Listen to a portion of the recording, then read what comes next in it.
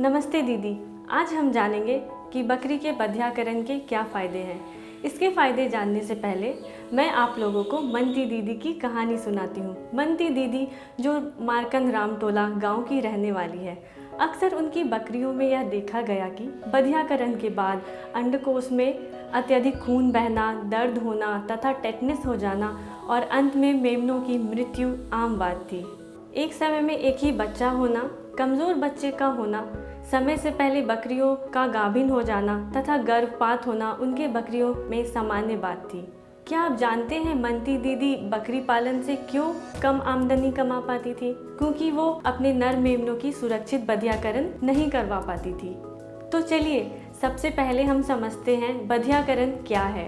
यह एक प्रक्रिया है जिसमें नर पशु के वृषण को चीरा द्वारा काटकर अथवा अंडकोश के नली कोट को दबाकर उसे प्रजनन क्षमता अर्थात पाल खिलाने की क्षमता को खत्म कर दिया जाता है। इस प्रक्रिया को अलग अलग विधियों द्वारा किया जा सकता है, जैसे सीजर, ब्लेड विधि, रबर बैंड विधि तथा बर्डीजो विधि द्वारा। सीजर ब्लेड विधि एक शल्य क्रिया विधि है, जबकि रबर बैंड तथा बर्डीजो एक बिना चीड़ फाड़ किए रक्त बहाए किए जाने वाला बधियाकरण विधि है। हमारे अनुभव के अनुसार बर्डीजो विधि बधियाकरण की सबसे अच्छी विधि है तथा इसे आप जैसे प्रशिक्षित पशु सखी बहुत अच्छे से बिना किसी समस्या के गांव में बधियाकरण कर सकती हैं। अब हम बात करेंगे बधियाकरण के बर्डीजो विधि के बारे में। तो चलिए समझते हैं इसे कैसे किया जाता है। देखिए, ये बर्डीजो मशीन है। इसको अंडकोश की नली को दबाने के लिए उपयोग किया जाता है। दीदी, जब आप बकरी पालक से बात करती हैं तो उनको बता सकती हैं कि जब उनका नर मेमना 3 सप्ताह का हो जाए तो बधियाकरण के लिए पशु सखी को बुला सकती हैं या फिर सरकारी पशु चिकित्सालय में जाकर बधियाकरण करा सकती हैं। ध्यान रहे, बकरी पालक केवल बर्डीजो विधि से ही बधियाकरण कराएं। और हाँ, ये सुविधा प्रत्येक सरकारी पशु चिकित्सालय में उपलब्ध है। अब हम आपको बताते हैं बर्डीजो विधि से बधियाकरण के 5 मुख्य चरण। सबसे पहले मेमने को अच्छी तरह से पकड़े तथा अंडकोश को स्पिरिट अथवा टिंचर आयोडीन से जीवाणु रहित करें। तत्पश्चात आप दोनों अंडकोश नली का स्थान निर्धारित करें तथा प्रत्येक को हाथों की उंगलियों से अवस्थित करें।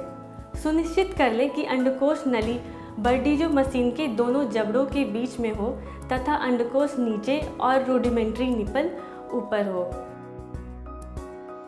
एक बार सब कुछ व्यवस्थित हो जाए तो बर्डीजो मशीन के दोनों हाथों को जोर से दबाएं ताकि कोट दब जाए। ध्यान रहे, एक बार में एक ही कोट दबाएं। इस प्रक्रिया के बाद आपको अंडकोश के ऊपर दोनों तरफ निशान दिखाई देंगे। एक दिन पशु थोड़ा थका तथा चलने फिरने में कमजोरी महसूस कर सकता है।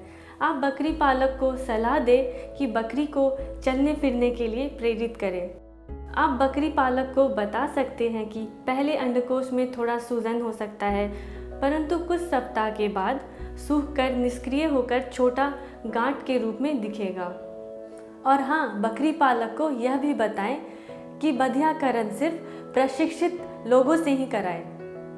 क्यों दीदी, बहुत ही सरल और आसान तरीका है ना ये।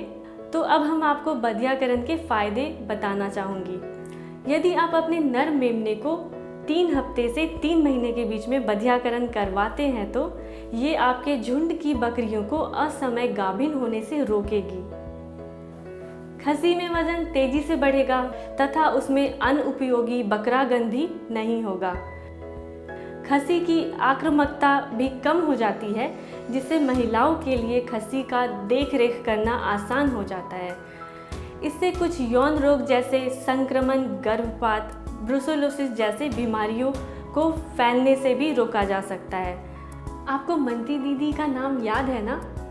उन्होंने बधियाकरण के इस विधि को अपनाया, जिससे उनके नर मेमने की मृत्यु दर काफ़ी कम हो गई और उसकी कमाई तेज़ी से बढ़ी। तो अब किस बात की देरी, गांव में जाएं, बर्डीजो मशीन का उपयोग करें, खुद रुपया कमाएं और बकरी पालकों की भी आय बढ़ाएं।